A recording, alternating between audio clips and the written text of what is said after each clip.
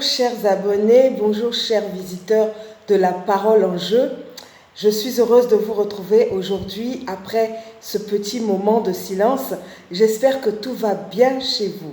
Aujourd'hui, nous allons entrer dans le vif du sujet concernant la prise de parole en public.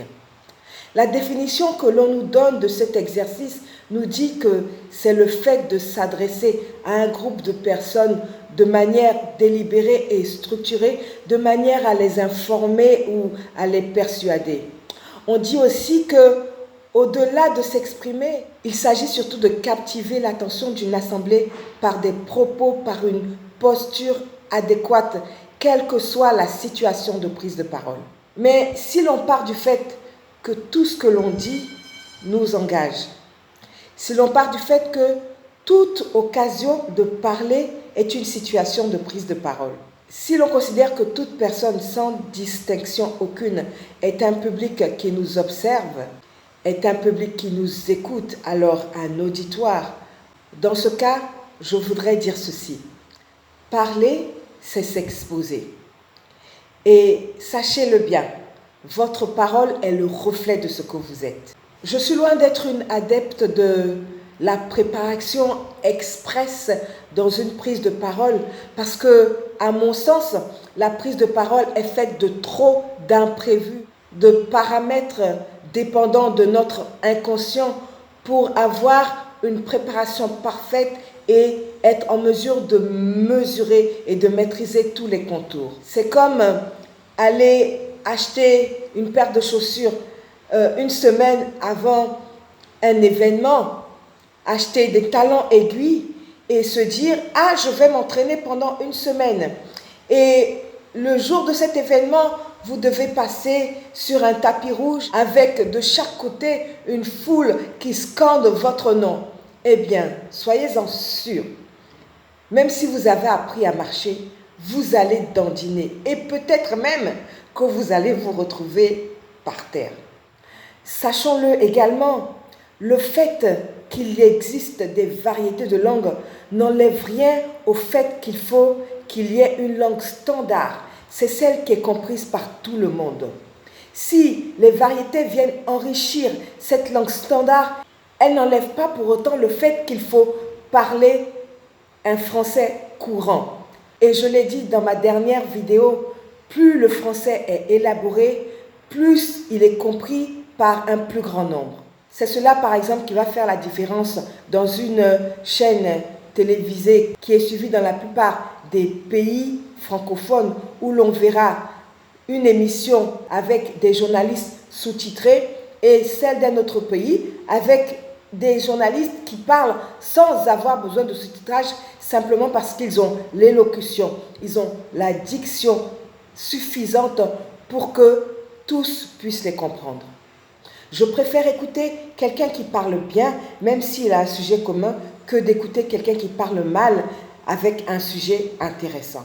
Loin d'engager seulement votre parole, bien parler implique aussi votre façon de vivre, les milieux dans lesquels vous évoluerez, les relations que vous réussirez à tisser, les échelons que vous réussirez à gravir, les sphères dans lesquelles vous pourrez avoir de l'influence et de l'impact, et cela aussi bien socialement que professionnellement. Notre objectif est toujours de montrer que ce qui se conçoit facilement s'énonce clairement. La peur ne vient que de l'inconnu, mais ce que vous pratiquez régulièrement devient le connu et aussi le vécu. Revenons tout d'abord sur quelques notions théoriques de base. Montaigne a dit « La parole est à moitié à celui qui écoute et à moitié à celui qui parle ». Qu'est-ce que cela veut dire? Tout simplement que dans une communication, il y a tout d'abord celui qui parle et celui qui écoute et que chacune des parties a un rôle à jouer pour la réussite de cette communication. Il faut également savoir que le message qu'émet l'orateur n'est pas forcément celui qui est perçu par les auditeurs. Le schéma des pertes nous aide à visualiser les insuffisances de toutes les situations de communication. Ce schéma part du principe que l'important n'est pas ce qui est dit, mais ce qui est perçu. Et voilà ce qu'il dit. Quand un orateur prend la parole, sur 100% de ce qu'il dit, il n'y a que 90% qu'il pense vraiment à dire.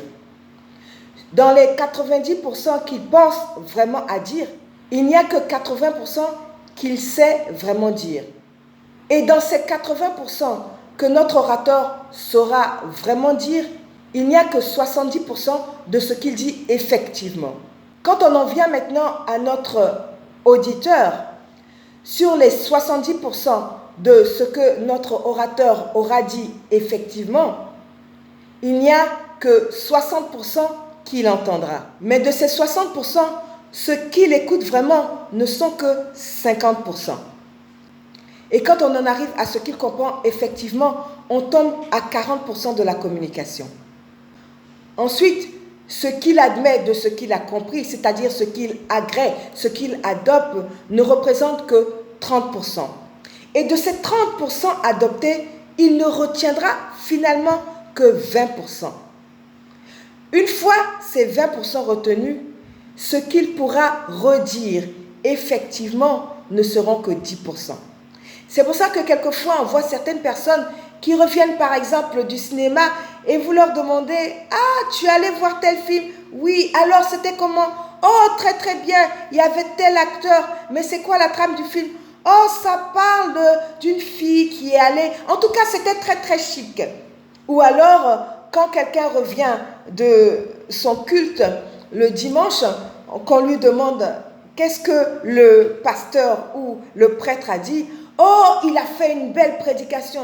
Il a parlé de quoi? De l'amour. Mais qu'est-ce qu'il a dit? En tout cas, ce qui est sûr, c'est que ça m'a fait du bien. La personne ne peut redire que 10%.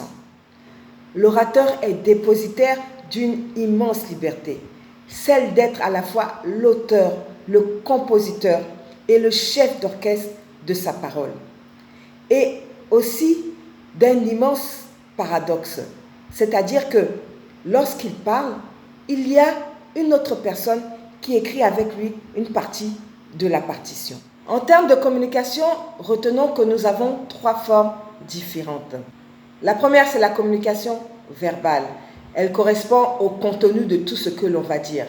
La deuxième, c'est la communication vocale. Elle contient tout ce qui concerne l'oral, sauf le contenu, c'est-à-dire le ton de la voix, le rythme de la voix, le phrasé. Et enfin, nous avons la communication visuelle. En général, on regroupe le vocal et le visuel dans un ensemble que l'on appelle le non-verbal. Le non-verbal correspond à tout ce qu'on fait dans la sphère inconsciente ou semi-consciente de notre parler. En 1967, un professeur, le professeur Marabian, a établi la règle des 3 V. Cette règle stipule que lorsque nous nous exprimons, le verbal ne représente que 7% de ce qui fait que nos idées sont acceptées. 38% est attribué au vocal et 55% au visuel. Donc l'on voit bien que 55 plus 38, 93% de notre communication relève du non-verbal. Cette théorie est aujourd'hui discutée, contestée, parce qu'il est difficile d'admettre que dans ce que quelqu'un va dire, les mots qu'il va utiliser ou encore ses idées ne sont pas importantes. Cependant, dans son développement, le professeur Marabian a parlé d'un aspect, et c'est de ça que je veux vous parler aujourd'hui. Il s'agit de la congruence. À mon sens, cette notion est la plus, sinon une des plus importantes dans la réussite de notre prise de parole. Nous allons examiner quelques définitions de la congruence. La première nous dit que la congruence, c'est le fait de pouvoir et de savoir aligner à la fois son verbal, son vocal et son visuel. Autrement dit, quand vos mots, votre corps et votre voix s'alignent pour porter le même message, on parle alors de congruence. Et le fait de savoir les aligner vous rend plus convaincant parce que, en fait, on peut dire quelque chose avec sa voix et exprimer autre chose avec son corps. La définition littéraire du mot congruence dit que c'est le fait de coïncider de s'ajuster parfaitement avec autre chose. La congruence est donc l'alignement, la cohérence parfaite entre nos pensées, notre ressenti, nos paroles et nos actions. C'est le chemin vers l'authenticité. C'est la parole sans faux semblant. C'est être soi-même, sans tricherie, en étant en accord avec ce que l'on est à l'intérieur et à l'extérieur. Quand on est congruent, ça veut dire que l'on est connecté à nos valeurs profondes, à nos besoins, à nos émotions, et qu'on les exprime tout simplement à travers nos attitudes, à travers nos comportements. Une personne qui est congruente dit ce qu'elle pense, dit ce qu'elle ressent et fait ce qu'elle dit. Sa communication reflète son authenticité et cela augmente sa force de persuasion, son charisme, sa présence. Ça lui donne aussi la possibilité de créer un climat de confiance et de renforcer son potentiel d'influence. Un manager congruent construit plus facilement des relations authentiques et apaisées avec l'équipe qu'il gère. Sa congruence l'aide à communiquer du sens, à partager une vision, à fédérer un collectif, à inspirer l'envie de s'impliquer. A contrario, l'absence de congruence se perçoit tout de suite dans une personne, même de façon inconsciente par son interlocuteur. Il peut arriver quelquefois que quelqu'un vienne vous serrer la main pour vous dire bonjour, même en arborant un beau sourire. Mais vous avez conscience, vous ressentez quelque chose qui vous dit que cette personne manque complètement de sincérité. Quelqu'un a dit, le vrai sourire vient avec les yeux. Ce n'est pas une simple question de poignée de main. De la même façon, un bon discours n'aura qu'un impact très faible si la personne donne l'impression de se forcer, semble ne pas être en accord avec ce qu'elle dit, semble ne pas maîtriser ce qu'elle est en train de dire. Comment améliorer notre prise de parole par la congruence? Nous avons dit que la congruence nous fait gagner en charisme. Elle rend la communication plus claire et plus efficace. Lorsque vous vous exprimez, votre corps entier et votre voix doivent dire exactement la même chose, c'est-à-dire une tonalité concordante, une attitude adaptée et un contenu correspondant. Un certain docteur Thomas Gordon a développé ce qu'on appelle la méthode de communication efficace, qui nous aide à développer une communication congruente. Cette méthode peut être adaptée à notre prise de parole. Voilà ce qu'elle dit. D'abord, il faut se concentrer sur soi, c'est-à-dire ce qui est important pour moi dans ce que je vais dire, ce que j'en pense, ce que je ressens par rapport à ce que je vais dire, ce que je ressens par rapport à cette prise de parole, ce que j'aimerais récolter, ce que j'aimerais tirer de cette prise de parole, ce que j'aimerais voir dans cette prise de parole. Ensuite, se centrer sur l'autre. Comment va-t-il vivre cette prise de parole? Comment va-t-il vivre ce que je vais dire? Que ressentira-t-il? Que souhaite-t-il? Et pour finir, cette méthode nous dit qu'il faut être conscient du contexte dans lequel cette prise de parole va être faite. C'est-à-dire l'historique de nos relations avec notre cible, avec notre auditoire. Y a-t-il des non-dits? Y a-t-il des malentendus? Y a-t-il des possibilités de tension? Y a-t-il des possibilités de pression? Ce ne sont pas des choses faciles à développer, mais des questions à se poser au fur et à mesure et qui deviendront des automatismes pour nous aider à pouvoir éclaircir tous ces sujets avant de pouvoir entrer dans le vif du sujet de notre communication. C'est une méthode qui est d'ailleurs d'une grande utilité pour les personnes publiques ou les hommes politiques. Si vous voulez que votre voix porte, qu'elle soit efficace, il vous faut privilégier la congruence. Un discours travaillé, la conscience de vos gestes, de votre posture, une présence consciente. Incarnez votre position sociale et votre position professionnelle. C'est à ce moment-là que vous devenez charismatique, un véritable leader capable d'impacter. Cela va passer par un indispensable travail sur soi, c'est-à-dire bien définir qui l'on est vraiment, ce que l'on ressent. Quel est le message que l'on veut véhiculer? Savoir gérer nos émotions pour ne pas se laisser submerger. Tout ce travail intérieur qui va nous permettre d'avoir un langage non verbal efficace et de bien transmettre notre message. Un bon travail sur la congruence et sur l'authenticité du discours nous permettra de nous affranchir des considérations de posture, de position de main ou de jeu d'acteur, et le message n'en sera que plus naturel. De même, cette authenticité nous permettra de susciter plus facilement l'émotion dans le public. Et il est bien connu qu'un bon discours doit être bien élaboré, bien travaillé, logique, mais également capable de susciter de l'émotion, ce qui permet et ce qui montre que le public se projette dans ce que vous êtes en train de dire. De mon point de vue, la congruence est une des clés primordiales pour la réussite de votre prise de parole, pour exercer une influence et être un leader efficace. Un exercice que vous pouvez faire de temps en temps pour améliorer votre congruence.